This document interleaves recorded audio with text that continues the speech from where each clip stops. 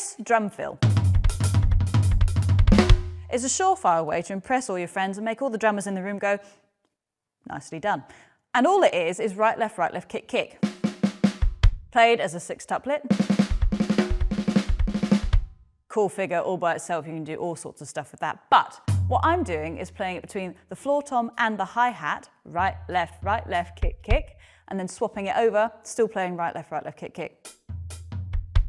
And there you have it. Really cool. You can change it over faster as well if you want. Give it a go.